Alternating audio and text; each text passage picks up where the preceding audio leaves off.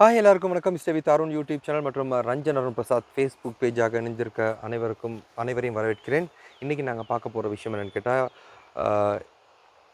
America, Israel, ஈரானுக்கு இடையிலான மோதல்களினால் இப்போது பல நாடுகள் பாதிப்புகளை எதிர்நோக்கி வருது. இந்த நிலையில் இலங்கையும் பாதிப்புகளை எதிர்நோக்கி இருக்கு. இந்த இடத்துல நாங்கள் எந்த நேரமும் பிரச்சனைகளை பற்றி பேசாமல் இந்த இலங்கை எப்படி இதை விட்டு முன்னேறி வரலாம், இதை ஒரு சாதகமான நிலையாக பயன்படுத்திக்கிறக்கூடிய பல சந்தர்ப்பங்கள் இந்த ஒரு மோதல் காரணமாக இலங்கைக்கு ஏற்பட்டிருக்கு. இது சம்மந்தமாக இன்னைக்கு நாங்கள் பேசுகிறதுக்கு எங்களோட இணைஞ்சிக்கிறாரு பிரபல பொருளாதார நிபுணர், ஒரு ஆசிரியர், சுதாகர். வணக்கம். வணக்கம் அருண். உங்களை நீ நிறைய பேருக்கு தெரியும், அறிமுகப்படுத்த தேவையில்லை. நீ நம்ம இதுக்காக நான் அறிமுகப்படுத்துகிறேன். முதல்ல நான் கேட்குறேன், நாங்கள் முதல்ல பேசிக்கொண்டிருக்க நேரம் வந்து எந்த நேரம் பிரச்சனையை பற்றி பேசக்கூடாது, ஒரு சாதகமான நிலையை பற்றி பேசுவோம்னு சொல்லி பேசியிருந்தோம். இப்போ அது சம்மந்தமான வீடியோவாக தான் இதை நான் மெயின் பண்ணுறேன். நீங்கள் சொல்லியிருந்தீங்க இந்த மோதலை இலங்கை சாதகமாக பயன்படுத்தி கொள்ளலாம், இதை வந்து ஒரு பெரிய ஒரு வருமான ரீதியிலான ஒரு சந்தர்ப்பமாக இலங்கை பயன்படுத்தி கொள்ளலாம். இது கொஞ்சம் ஒரு நம்ம மக்களுக்கு புரிகிற மாதிரி இலகுவாக கொஞ்சம் தெளிவுபடுது. என்னென்ன அருண், உலகத்தின் விமான போக்குவரத்து இப்போ தங்கி இருக்கிறது மத்திய கிழக்கு நாடுகளே அடிப்படையாகும். அதில் பிரதானமாக துபாய், ஓமான், டர்க்கி, அபுதாபி, இங்கே தான் இந்த மத்திய கிழக்கு நாடுகளை அடிப்படையாக கொண்ட டிரான்சிட் மெத்தட். ஆகவே ஐரோப்பாவிலிருந்து வரக்கூடிய விமானங்கள் மத்திய கிழக்கு நாடுகளில் தரித்து மத்திய கிழக்கு நாடுகளில் இருந்து ஏனைய ஆசிய நாடுகளுக்கு பயணிப்பது தான் இப்போதைக்கு இருக்கின்ற ஒரு சூழ்நிலை. ஆக இப்பொழுது மத்திய கிழக்கு நாடு இந்த பிரச்சனைகளுக்கு முகம் கொடுத்திருப்பதன் காரணமாக அந்த இடத்தை இலங்கை கைப்பற்றக்கூடிய வாய்ப்பு கிடைக்குமாக இருந்தால் எங்களுக்கு உண்மையில் 4 பிரதான சர்வதேச விமான நிலையங்கள் இருக்கின்றன. ஒன்று கட்டுநாயக்க சர்வதேச விமான நிலையம், ரத்மலான இலங்கையின் முதலாவது விமான நிலையம், மத்தள, அடுத்தது யாழ்ப்பாண விமான நிலையம். இந்த 4 விமான நிலையங்களும் முழு செயற்பாட்டில் இல்லை. கட்டுநாயக்க மாத்திரம்தான் முழு செயற்பாட்டில் இருக்கின்றது. ரத்மலான ஒரு இராணுவ விமான தளமாக பாவிக்கப்பட்டு கொண்டிருக்கின்றது. ஆகவே இந்த விமான தளங்களை நாங்கள் இந்த மத்திய கிழக்கு நாடுகள் பயணிக்கின்ற டிரான்சிட் முறைக்கு பயன்படுத்தக்கூடிய வாய்ப்பு கிடைக்குமாக இருந்தால், அது சம்பந்தமாக ப்ரொமோஷனை அரசாங்கம் ஏற்படுத்துமாக இருந்தால், அது இலங்கைக்கு மிகப்பெரிய ஒரு வாய்ப்பாக அமைவதற்கான சாத்தியக்கூறுகள் இருக்கின்றன. அது இந்த யுத்த சூழ்நிலை முடிந்த பிறகும் அந்த சாதகமான நிலை இலங்கை தொடர வேண்டும் என தொடரலாம். இப்படிதானே ஒரு போக்குவரத்து நடைபெறுறதுக்கு, உல்லாச பிரயாணிகள் வாரதுக்கும், அடுத்தது இந்த விமான போக்குவரத்து சிறப்பாக இருக்கிறதுக்கும் மிக முக்கியமான தேவையாக இருக்கிறது எங்களுக்கு நாடு அமைதியாக இருக்கு. மத்திய கிழக்கு இப்போ அமைதியாக இல்லை. எங்கே பார்த்தாலும் ஏவுகணை தாக்குதல்கள், குண்டு வெடிப்புகள், வேறு வேறு நிறைய பிரச்சனைகள். அப்போ இந்த சிக்கல் அநேகமான ஐரோப்பியர்கள் அதை விரும்ப மாட்டாங்க. இலங்கை அண்மைய ஒரு 10 ஆண்டுகளாக அமைதியான ஒரு நாடு. நாங்கள் அமைதியான ஒரு நாடு, ஒரு நல்ல ஆட்சி மாற்றம், இந்த இரண்டும் எங்களுக்கு இந்த வாய்ப்பை ஏற்படுத்துவதற்கான சந்தர்ப்பத்தை ஏற்படுத்தி தரும். நீங்கள் சொல்லக்கூடிய இந்த இடத்துக்கு போகிறதுக்கு என்னென்ன மாதிரியான நடவடிக்கைகளை அரசாங்கம் எடுக்கணும்? முதலாவது, இது தொடர்பான கட்டுமானங்களை மேல்நிலைப்படுத்தணும். ஆகவே எங்களுக்கு ஓரளவுக்கு கட்டுமானங்கள் இருக்கின்றன. அடுத்தது எங்களுக்கு ஓரளவுக்கு நல்ல ஹோட்டல் ஃபெசிலிட்டிஸ் இருக்கின்றன. இதை அரசாங்கம் செய்ய வேண்டியது குறிப்பிட்ட விமான நிறுவனங்களுக்கு அறிவிப்பது. எமிரேட்ஸ், கட்டார் ஏர்வேஸ், எத்திஹாட் போன்ற விமான நிறுவனங்களுக்கு அறிவித்து உங்களுடைய டிரான்சிட் சென்டராக நீங்கள் இலங்கையை பயன்படுத்துங்கள் என்று அதற்கு ஏதாவது சலுகைகளை கொடுப்பதன் ஊடாக அது ஒரு குறிப்பிட்ட காலத்துக்குள் அடையக்கூடிய வாய்ப்பு இருக்கின்றது. அடுத்து அதற்கான எண்ணெய் வளத்தை நாங்கள் வழங்குதல் வேண்டும், ஜெட் ஃபுயலிங் சிஸ்டங்கள். ஆகிய அதை இலங்கை அரசாங்கத்துக்கு இப்பொழுதும் நடைமுறையில் இருக்கின்றது. அதிகளவில் விமானங்கள் வரக்கூடிய சந்தர்ப்பம் ஏற்பட்டால் அதை கையாள வேண்டிய முறையும் நாங்கள் வளர்த்துக்கொள்ள வேண்டிய தேவை இருக்கின்றது.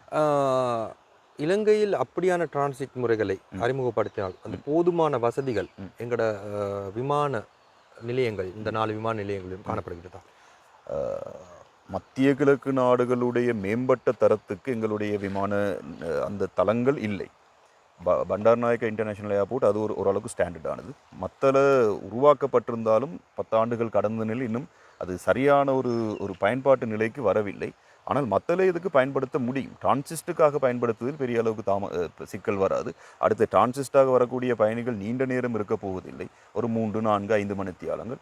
ஆகவே இந்த 3 விமான நிலையங்களை அதுக்கு பயன்படுத்துவதற்கான வாய்ப்புகள் இருக்கின்றன. அடுத்தது யாழ்ப்பாண விமான நிறுவனத்தை நாங்கள் பயன்படுத்தலாம். இந்தியா அதே போன்று ஏனைய ஆசிய நாடுகளுக்கான டிரான்சிஸ்ட் மெத்தடுகளுக்கு அதை பயன்படுத்துவதற்கான வாய்ப்பு இருக்கின்றன. முடியும், ஓரளவுக்கு சமாளிக்கலாம். ஹைலி ஸ்டாண்டர்டாக இல்லை, ஓரளவுக்கு குறிப்பிட்ட அதாவது இந்த பிரச்சனைக்கு முகம் கொடுக்கக்கூடிய அளவுக்கு எங்களுடைய கட்டுமானங்கள் காணப்படுகின்றன. சரி, இப்போ இதை தவிர்த்து இன்னும் ஒரு விடயம், இலங்கை வந்து இந்த பிரச்சனையில் ஃபேஸ் பண்ணக்கூடிய நிலை, அதாவது எந்த விதமான ஒரு பிரச்சனையும் இல்லாமல் எந்த விதமான ஒரு பாதிப்புகளும் இல்லாமல் இலங்கை தன்னை காப்பாற்றிக் கொள்வதற்கு எப்படியான நடவடிக்கைகளை இப்ப எடுக்க வேண்டிய ஒரு சூழ்நிலைக்கு தள்ளப்பட்டிருக்கு?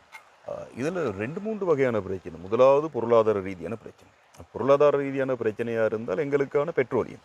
அப்போ நாங்கள் பெட்ரோலியத்தில் 2-3 வகையான பெட்ரோலியத்தோடு இருக்கிறோம். ஒன்று நேரடியாக மசகு எண்ணெய் இறக்குமதி செய்து அதை பியூரிஃபிகேஷன் பண்ணி அதற்கு பிற்பாடு பயன்படுத்துது. அதுதான் எங்களுக்கு தடையாக இருக்கின்றது. அதை நாங்கள் ஈரானிடம் இருந்து எடுத்து சப்புகுஸ்கந்தையில் அந்த வேலையிலே செய்கின்றோம். ஈரான் நாட்டிலிருந்து எங்களுக்கு வர வேண்டிய மசகெண்ணெய் வராமல் விட்டால் அது ஒரு பிரச்சனை. ஈரான் நாட்டிலிருந்து பெற முடியாவிட்டால் அடுத்து யாரிடமிருந்து பெறுவது? இப்பொழுது சந்தையில் இந்த யுத்தத்தின் காரணமாக இந்த யுத்தத்தை மிக சிறந்த முறையில் அனுபவிக்கின்ற 2 நாடுகள், ஒன்று ரஷ்யா, அடுத்தது சைனா. ரஷ்யா இந்த யுத்தத்தில் நேரடியாக பங்கு பெற்றவில்லை. ஆனால் ரஷ்யாவின் எண்ணெய் ஏற்றுமதி அதிகரித்து விட்டது. சைனாவுக்கு ஒரு சின்ன ஒரு வாய்ப்பு ஒன்று கிடைத்திருக்கின்றது. ஈரான் தந்திருக்கிற தகவல் என்ன? டாலரில் இல்லாமல் யுவானில் கொடுக்கல் வாங்கல் செய்கின்ற பட்சத்தில் நாங்கள் எரிபொருளை வழங்குவோம். ஆகவே யுவான் என்பது டாலருக்கு அடுத்த அல்லது டாலருக்கு நிகரான நாணயமாக வருவதற்கான வாய்ப்பு இருக்கின்றது. இந்த இரண்டையும் இலங்கை அரசாங்கம் பயன்படுத்திக் கொள்ள முயற்சித்தல் வேண்டும். நாங்கள் நேரடியாக ரஷ்யாவோடு ஒரு பொருளாதார தடை இருந்தது, இப்பொழுது நீக்கப்பட்டிருக்கின்றது. ரஷ்யாவிலிருந்து நேரடியாக மசகு எண்ணெய் எடுத்து பியூரிஃபிகேஷன் செய்யலாம். சைனாவிடமிருந்து எங்களுக்கு பெறுவதற்கான வாய்ப்புகளும் இருக்கின்றன. இரண்டாவது, இலங்கை சுத்திகரிக்கப்பட்ட எண்ணெய் எடுக்கின்ற நாடு. ஆக எங்களுடைய நாட்டில் ஐஓசி நிறுவனம் இருக்கின்றது, சினோபேக் இருக்கின்றது, அடுத்தது ஷெல் நிறுவனம் இருக்கின்றது. இது ஒன்றும் இலங்கையை தளமாக கொண்ட நிறுவனங்கள் அல்ல. சினோபெக் என்பது சைனா, அதே போன்று ஷெல் என்பது அமெரிக்கன் பேஸ், அதே போன்று ஐஓசி என்பது இந்தியா. ஆக இந்த 3 நாடுகளும் அவங்களுடைய நிறுவன செயற்பாட்டுக்கு தேவையான எரிபொருளை வழங்குவதற்கான வாய்ப்பு இருப்பது. அடுத்து இந்த 3 நாடுகளும் இந்த யுத்தத்துக்கு பெரிய அளவுக்கு எரிபொருள் ரீதியான பிரச்சனை முகம் கொடுக்கவில்லை. எங்களுக்கு எரிபொருள் பிரச்சனை வருவதற்கான வாய்ப்புகள் குறைவு. அரசாங்கம் இந்த QR முறையை அறிமுகப்படுத்தி இருப்பது அதை கட்டுப்படுத்துவதற்கான சிறந்த ஒரு நுட்பம். இப்பொழுது QRில் அளவுகோல்களும் சற்று அதிகரிக்கப்பட்டிருக்கின்றன. இலங்கைக்கு இது ஒரு சாதகமான சூழ்நிலை ஏற்படுத்துவதற்கான வாய்ப்புகள் தான் இப்போதைக்கு இருக்கின்றன. அடுத்து எவ்வாறான கட்டுப்பாடுகள்? முதல்ல நாங்கள் பேசிக்கிட்டு இருக்க நேரம் நிறைய கட்டுப்பாடுகள் வந்து இப்போ எங்களுக்கு டாலர் வருமானத்தில் பிரச்சனை ஒன்று இருக்குது தான். எங்களுக்கு பிரதான டாலர் வருமானம் உல்லாச பிரயாணம். இந்த உல்லாச பிரயாணத்தை இலங்கையில் 2-3 வகையாக எடுக்கலாம். உல்லாச பிரயாணத்தில் எங்கட நாட்டுக்கு வாரது வந்து பட்ஜெட் உல்லாச பிரயாணிகள் 3 வீல் எடுத்து ஓட்டுறாங்க, அடுத்தது பைக் எடுத்து ஓட்டுறாங்க, சின்ன சின்ன ஹோட்டலில் தங்கி இருக்கிறாங்க. அடுத்தது குறைஞ்ச அளவு டாலர் தான் அவங்க இலங்கையில் பாவிக்கிறாங்க. நாங்கள் செய்யணும் அந்த மாதிரியான உல்லாச பிரயாணிகள் எடுக்கிறத விட நல்ல தனவந்தர்கள் வருவோம். இப்போ உதாரணமாக அமைதியான ஒரு நாடாக இருந்தால் அங்கே போய் தனவந்தர்கள் குடியேறதுக்கான வாய்ப்பு இருக்குது. அதை நல்லா மேன்மைப்படுத்திய ஒரு நாடு தான் துபாய். இப்போ துபாய் அமைதி இல்லாத ஒரு நாடு. ஸோ அந்த தனவந்தர்களை நாங்கள் எங்கட பக்கத்துக்கு இழுக்கிறதுக்கான வாய்ப்பு கிடைக்குமாக இருந்தால் ரத்மலான சர்வதேச விமான நிலையம், கொழும்பு விமான நிலையத்தை நாங்கள் பயன்படுத்தி கொழும்பில் இருக்கிற எல்லா ஹோட்டல்ஸையும் நாங்கள் பாவிப்பமாக இருந்தால் எங்களுக்கு அதுக்கான வாய்ப்புகள் இருக்கின்றன. ஆகவே அந்த வாய்ப்பை நாங்கள் சரியாக பாவிப்பமாக இருந்தால் எங்களுக்கு அந்த பெரிய அளவிலான டாலர் வருமானத்தை எடுக்கலாம். அடுத்து எங்களோட நாட்டை நாங்கள் டிரான்சிஸ்ட்டுங்கிற கேட்டகரிக்குள்ளால் கொண்டு வர நேரத்தில் நேரடியாக ஐரோப்பிய உல்லாச பிரயாணிகளை கொண்டு வருவதற்கான வாய்ப்பு இருக்கின்றன. இப்போ நேரடி விமான சேவைகள் இலங்கையிலிருந்து சுவிட்சர்லாந்து, இலங்கையிலிருந்து ஜெர்மனி, இலங்கையிலிருந்து இங்கிலாந்து, இலங்கையிலிருந்து இத்தாலி போன்ற நேரடி விமான சேவைகளை ஆரம்பிப்பதன் ஊடாக இந்த எமிரேட்ஸ், எத்திஹாட் போன்ற நிறுவனங்களோடு சில உடன்படிக்கைகளுக்கு இங்கிருந்து நேரடி விமான சேவைகளை ஆரம்பித்தால் எங்களுக்கு உல்லாச பிரயாணிகளை பெற்றுக்கொள்வதற்கான வாய்ப்பு போதுமான அளவுக்கு இருக்கின்றன. அதனூடாக டாலர் வருமானத்தில் சிக்கல் ஏற்படாது. ஆகவே டாலர் வருமானம் இருக்கின்ற பட்சத்தில் எங்களுக்கு பொருட்களை பெற்றுக்கொள்ளக்கூடிய வாய்ப்பும் இருக்கின்றன. அடுத்தது சில இந்த காலத்துக்கு தேவையில்லாத சில இறக்குமதிகளை தடுத்தல் வேண்டும். உதாரணமாக வாகன இறக்குமதி போன்ற அத்தியாவசியமற்ற இறக்குமதிகளை கட்டுப்படுத்தி டாலர் கையிருப்பை நாங்கள் வளர்த்து கொள்ள வேண்டிய தேவை அரசாங்கத்துக்கு இருக்கின்றது. போதுமான டாலர் கையிருப்பு அரசாங்கத்திடம் இருக்கா? இப்பொழுது இருக்கின்றது. இப்பொழுதுக்கு $7 பில்லியன் இருக்கின்றது. அது இன்னும் சடுதியாக குறைவதற்கான வாய்ப்பு இல்லை.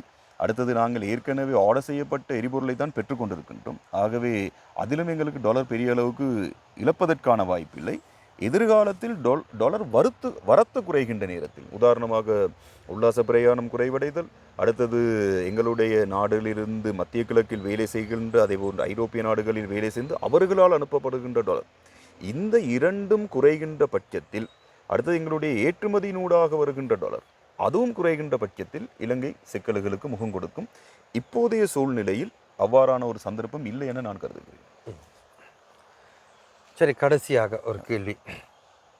இலங்கை இப்போ பயணித்து கொண்டிருக்க இந்த பாதை, இந்த 2022-23 ஆண்டு அந்த இருண்ட யுகம் என்று சொல்லலாம், அப்படியான ஒரு நிலைக்கு தள்ளப்படுமா? இப்போதைய சூழ்நிலையில் அதை நாங்கள் எதிர்பார்க்க முடியாது. 2022 ஆண்டு இலங்கையை ஆட்சி செய்த ஆட்சியாளர்கள் வேறு, அந்த நேரத்தில் இலங்கை முகம் கொடுத்த பிரச்சனையும் வேறு.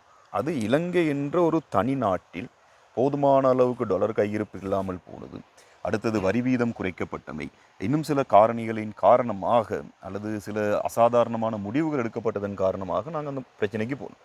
ஆனால் இப்போ அந்த பிரச்சனை இல்லை. இது எங்கட நாட்டுக்கு மட்டுமுள்ள பிரச்சனை இல்லை, முழு உலகம் முகம் கொடுக்கிற பிரச்சனை. நேரடியாக சில நாடுகள், மறைமுகமாக பல நாடுகள். அப்படி எல்லா நாடுகளும் இப்போ மத்திய கிழக்கில் வந்து கேஸ்க்காக அவங்க கியூவில் நின்றதில்லை இது வரைக்கும். அதே போன்று வேறு சில வளர்ந்த நாடுகளில் ஆக்கள் போய் கியூவில் நின்றது இல்லை. ஆனால் இப்போ எல்லா நாடுகளும் நிற்கிறாங்க. அதே மாதிரி நாங்கள் இந்த பிரச்சனைக்கு வெற்றிகரமாக மூவ் கொடுத்துட்டு வரோம்.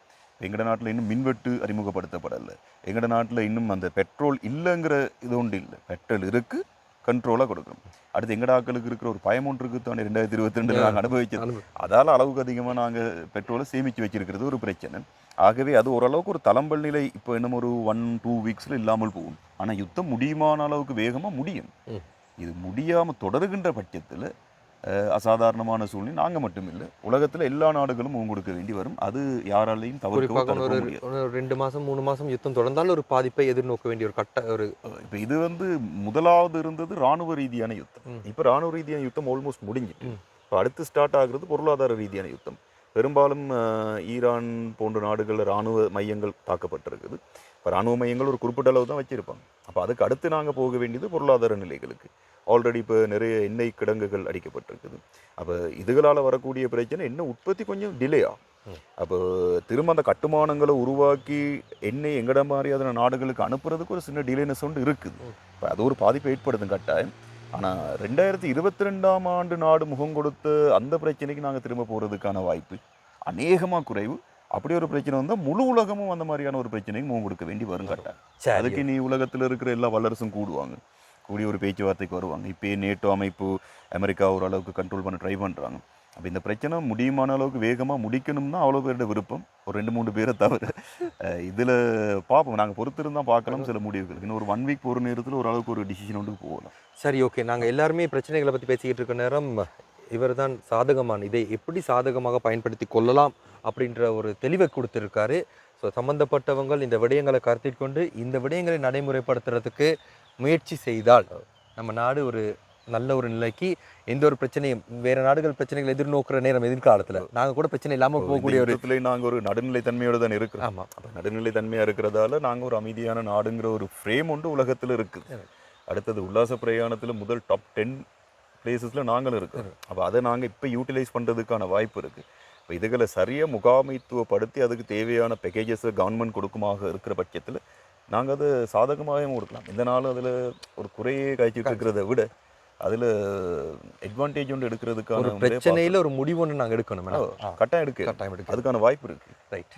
இப்போ இந்த விடயம் தொடர்பில் கட்டாயம் சம்மந்தப்பட்டவங்கள் ஒரு தெளிவை பெற்று சம்பந்தப்பட்ட அரசு சம்பந்தப்பட்ட அதிகாரிகள் சம்பந்தப்பட்ட நிறுவனங்களோட கலந்துரையாடி இந்த விஷயம் வந்துச்சுன்னா நாங்கள் நல்லோம்னு சொல்லி நினைக்கிறோம். ஸோ இந்த டைமில் எங்களுக்கு வந்து இந்த சந்தர்ப்பத்தில் இவ்வளோ பெரிய ஒரு விஷயத்தை சொன்னதுக்கு ரொம்ப தேங்க்ஸ். தேங்க்யூ. சந்திப்போம். ரைட், மீண்டும் சந்திப்போம். Stay with Arun YouTube channel மற்றும் ரஞ்சன் பிரசாத் ஃபேஸ்புக் பேஜ் வழியாக மீண்டும் ஒரு நல்ல ஒரு கண்டென்ட்டோட சந்திக்கிறேன். நன்றி, வணக்கம்.